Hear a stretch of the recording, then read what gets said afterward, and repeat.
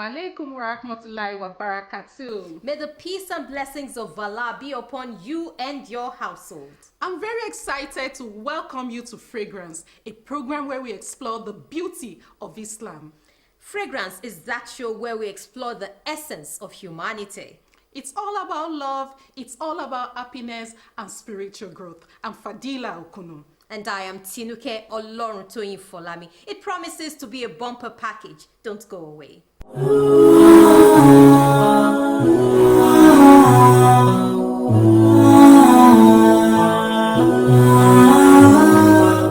Name of the last prophet of Islam? Yes, sir. Well, I'm not a Muslim, so I don't know. The last prophet Muhammad sallallahu alaihi wasallam. Nabi Muhammad sallallahu alaihi wasallam. Anabi wa Muhammad sallallahu alaihi wasallam. I'm not a Muslim, I'm a Christian. Thank you. That's Prophet Muhammad sallallahu alaihi wasallam. Prophet Muhammad sallallahu alaihi wasallam. I'm not a Muslim, so I can't know. I don't know. I don't know. Thank you. Prophet Muhammad sallallahu alaihi wasallam. The name of the last prophet of Islam is Prophet Muhammad sallallahu alaihi wasallam.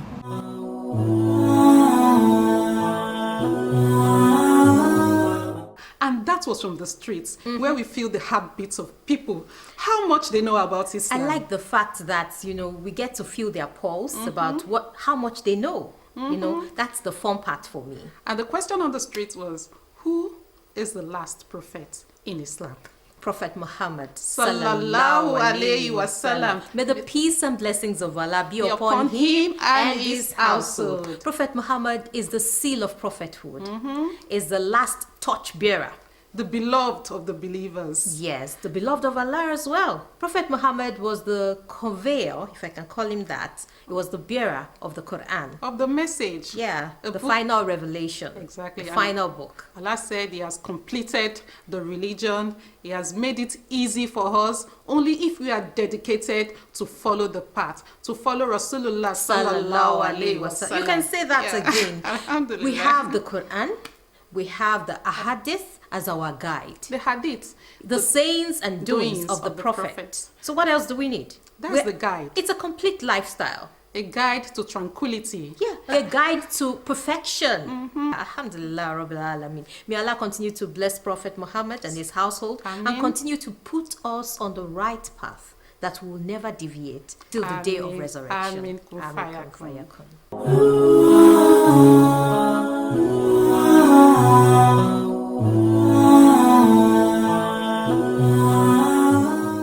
In case you're just joining us, the program is still Fragrance. And on today's segment of You and I, we have in the studio an education and self-development coach. She is a mother, a sister, and a friend. She is Hajia Nafisat Abdulrazak. Assalamu alaikum wa rahmatullahi wa barakatuh. Alaikum salam wa rahmatullahi wa barakatuh. I'm so glad to be here. We are so excited to have you. Thank you And very much. today the topic is the journey of self-discovery. Let us start this way. What is self-discovery? Well, in simple terms, self-discovery is knowing your worth, knowing your values, knowing yourself, and how to go about things. So it's a continuous journey, it's not just that when you start and then you discover this about yourself and then you say, oh, this is me, this is Nafisa. You'll be amazed that the more you discover, the more you keep evolving. I used to kind of relate it with onions. When you open onion, you keep you keep opening and you keep opening, and then you'll be surprised. Some people will say, I can't do this, I can't do that. Who Never says you say can't? never. Never say never. Who says you can't? So self-discovery is a journey that one keeps going through in life until when Allah says, okay. So I can say self-discovery is a never-ending journey. It's a never-ending, it's a continuous journey that we all keep involving in until maybe probably at a certain age you might say, oh no, this is, I think I've had enough of this. Yes, I think I'm good with this. So and then it comes to when you start balancing age, maturity, your values, things you must have discovered through the processing of getting to know yourself. Okay, I think this will last me a lifetime. So why is it important to discover yourself? It's very, very important to discover yourself. Like, I'll be using some funny terms like, they shouldn't bring shit to you. Apologies to use that word. Sometimes even when you meet a mentor will only counsel you according to what you said or what they've discovered about you. Nobody should tell you, I think you should be able to do this. You should know your values. That is why it is very important to discover yourself. Like, okay, I know my weakness, I know my capacity. I like giving practical examples.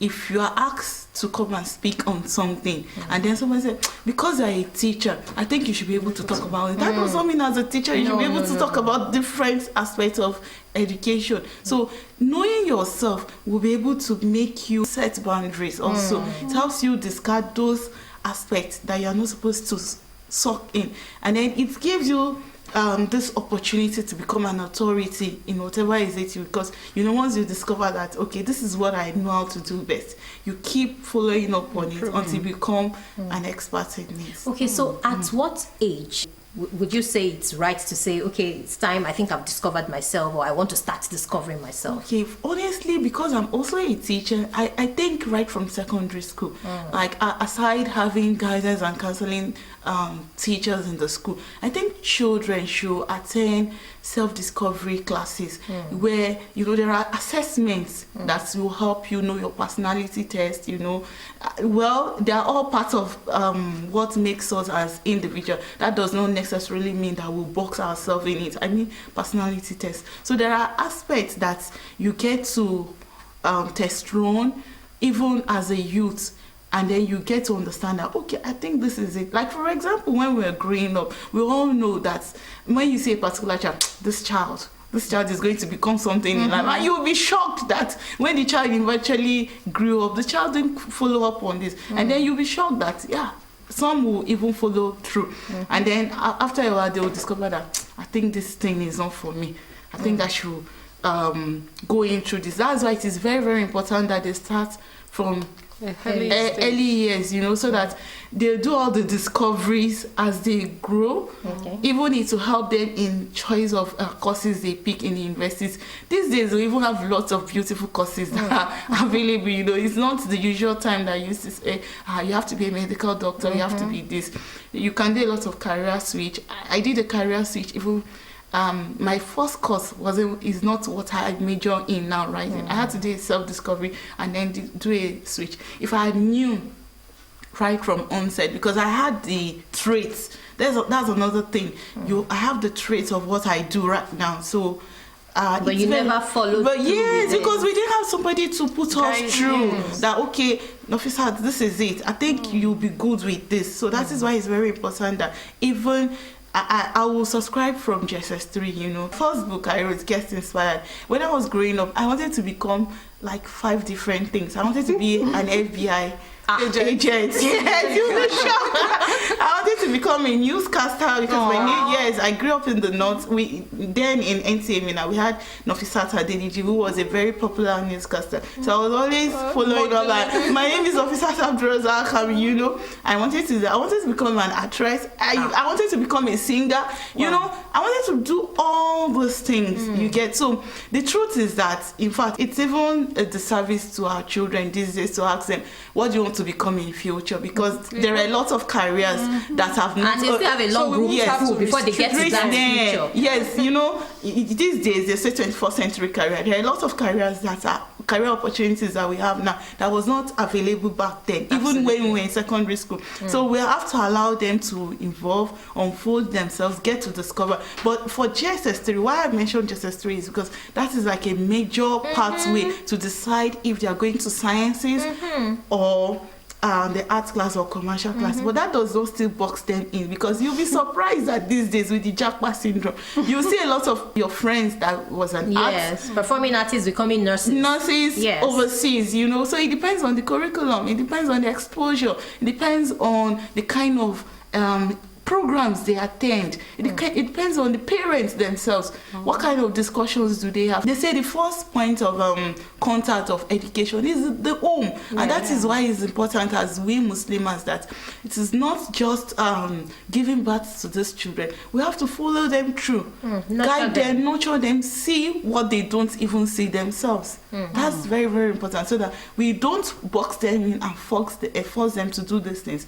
We guide them through and then let them see these opportunities, because most of the careers that some of the children in JSS3 will take might not even be available now. So it depends. Yes, with the world is going these days. So well, from what you have said, self-discovery is like an evolving thing that you have to discover yourself at every stage in life. So what is the process of self-discovery? Okay, the process of self-discovery is first knowing yourself.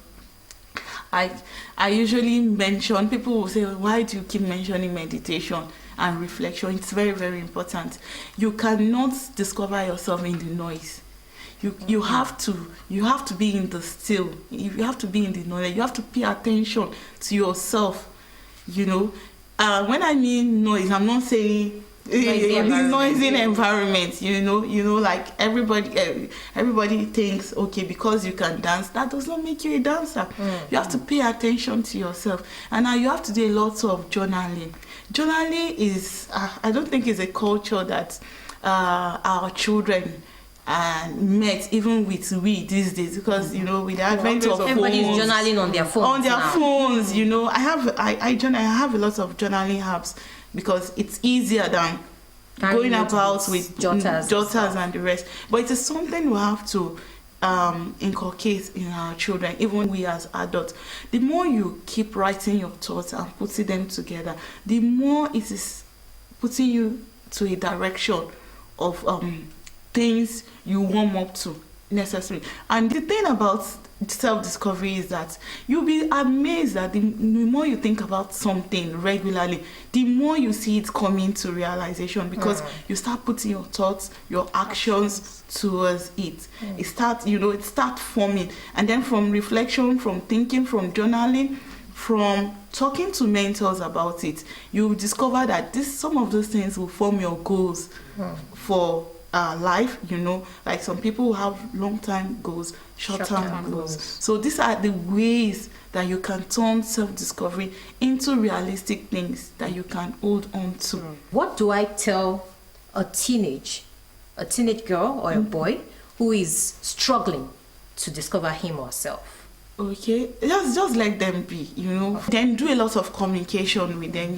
These days everybody is busy, but the thing is that being intentional about what we do with our children, you just have to pay attention. Just like you're paying attention to yourself, you have to pay attention to them too. Sometimes you will find things in the quietness. You see some of the children, the things that they want to go to play with. Some want to play with their friends.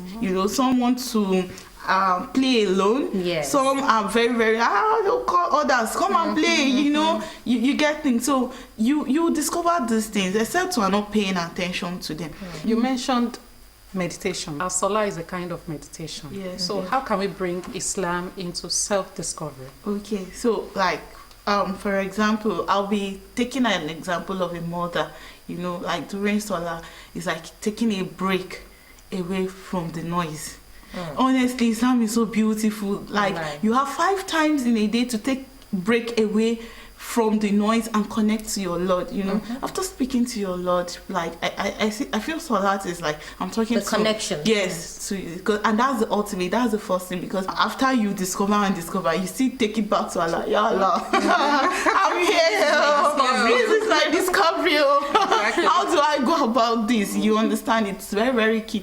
So meditation and Salah, and as a Muslim, it's interwoven, because this is how you can practice it. 5 minutes after Salat, Subh in the morning.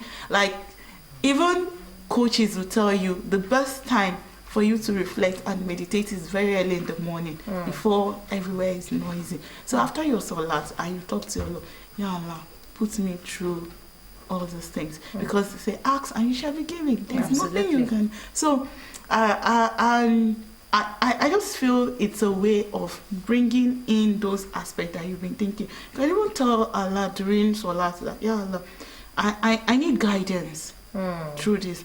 You know, like even it's a form of istihara for yourself. That I've been this. If you are like a multi-talented person, like And you have like 5 dreams at the same time, And you're looking at how to go about it. Yes. No. This is becoming too juicy and too dicey. And you, how do I go about this? So this is an very, very important way to connect to your Lord, because the truth is you have to connect to your Creator. That's even the first hierarchy for me.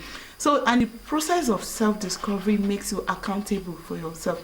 Some people have accountability partners through the journey. Accountability partner is different from a mentor.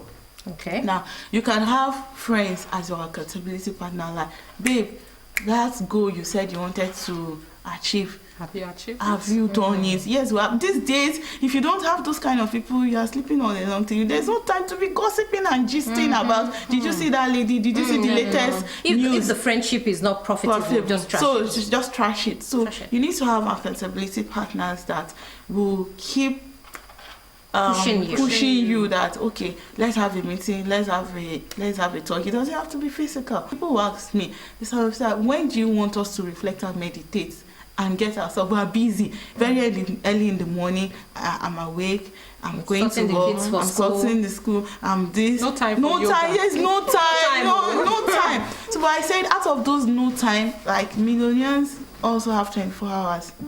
And if you don't think, there's no way you can make progress. Whatever is it you're doing, there's just no way. So 5 times in a day, you have it already. So now you have to plan, okay, as a mother, which works for me?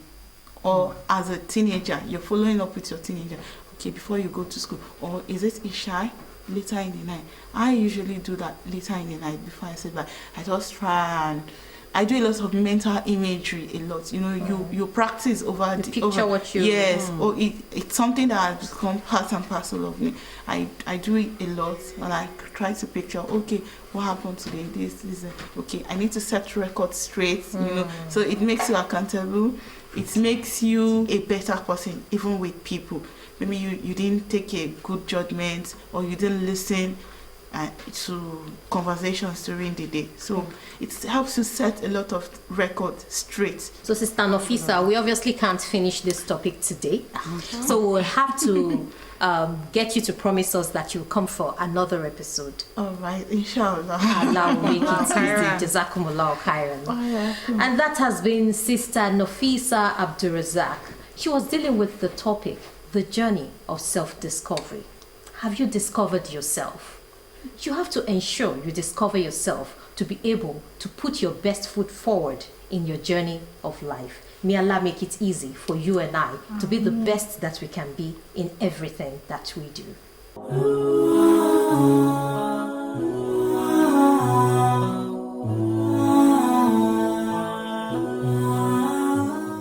Zainab bint Muhammad. This is the daughter of the Prophet ﷺ and Khadija al-Khuwaylid, Khadija al-Kubra, radiallahu ta'ala anha, one of the women of Jannah. Zainab bint Muhammad, she was married to a man named Abu al-As, who different Abu al-As, and the Prophet ﷺ praised him for this. 2 daughters of the Prophet ﷺ, I don't want to give away the spoiler, but they were married to 2 people who, after the Prophet ﷺ declared his prophecy, they were commanded to divorce the daughters of the Prophet ﷺ as a means of ostracizing them. Abu al-As refused, right? And they said, Abu al-As, if you divorce Zainab bint Muhammad, we will marry you to any woman you want. And he said, I don't want another woman. I want my wife. And so he would not divorce his wife.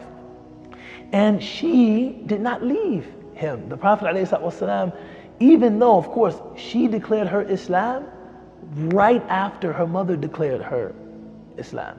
The Prophet ﷺ did not, force her to leave her husband. Which is, just think about that, right? She was with Abu al-As at Mecca.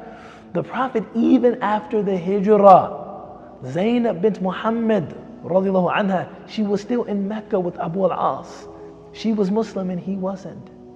He actually went out to fight against the Muslims at Badr, and he was taken hostage. When she was getting married to Abu al-As, her mother, Khadija, radiallahu anha, had given her an onyx necklace. An onyx is a precious stone as her wedding gift.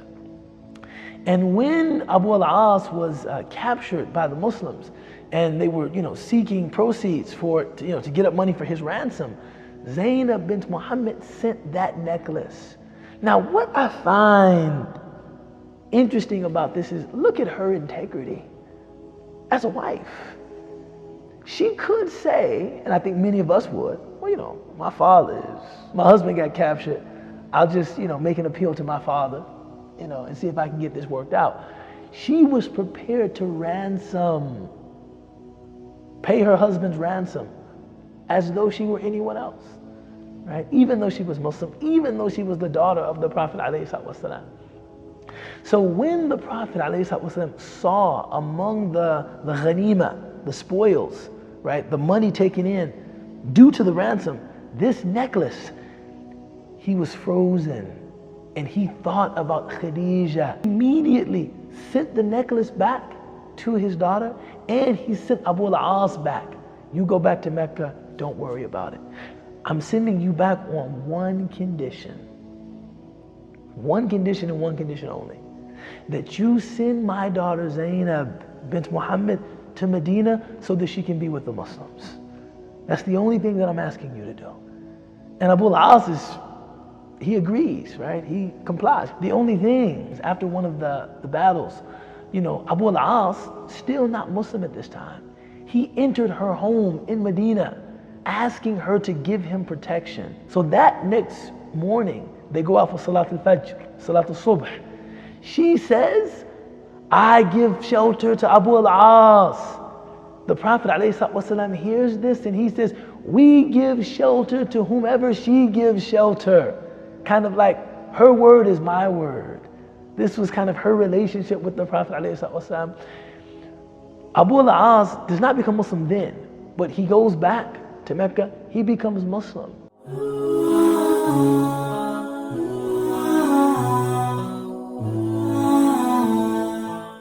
That was the story of Zainab bint Muhammad on Trent. Yeah, Zainab, the eldest daughter of Prophet Muhammad. May the peace and blessings of Allah be upon him.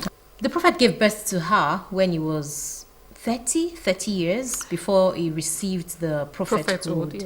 Yes. And she's a beautiful, intelligent, smart, nice, kind, compassionate woman. Yes. So much all like those her dad. qualities in one person. Yes, so much like her dad. She was nice, even to her siblings. Yes. Someone worthy of emulation as the eldest daughter. She has to live up to expectation. Exactly. And being the daughter of Rasulullah, you can't expect less, can you? So she was married.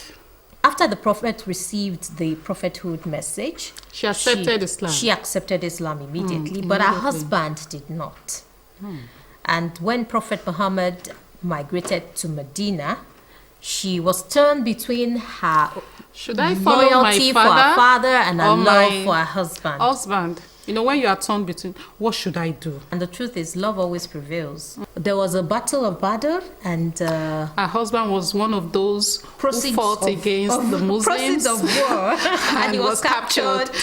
And, the love thing will always come to play. She paid his ransom, took him in, and that's the kindness. If her husband wasn't kind to her, loving in whatever way it was, she wouldn't have paid the ransom.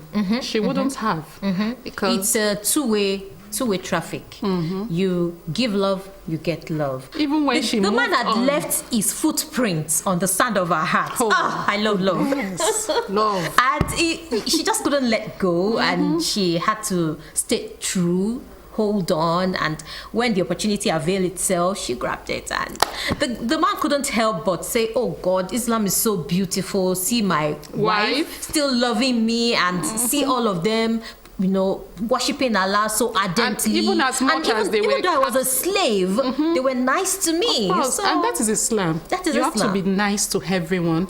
Either you are a Muslim or a non-Muslim. Yes. Everyone, be good to your neighbor. That is what the Prophet preached. Sallallahu Alaihi Wasallam. And you know that saying about you don't know where you are still going to meet each other in life. So be nice to the next person. Don't even look down on people and assume, oh, what favor can this do me? It's just a cleaner. Oh, No what favor one can this knows do? It's just the tomorrow. security. No one knows tomorrow. It's not written. You don't know. And tomorrow you might find yourself in a position where you need that so-called unimportant person's help.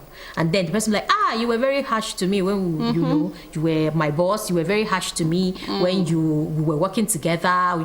You know, all these kind of things. People don't forget. And you don't even assume that, forget it. Children remember the hurt you caused them. More than adults. Yes, and you'll be like, but that thing happened when that girl was only 5 years. Don't be deceived. It has been printed in the mind. The same way you don't forget the good people do to you, you will not forget the bad. So always remember that when you are dealing with humans. May Allah continue to be our guide and help us to achieve the best in all that we do in life. Amin kun fayakun.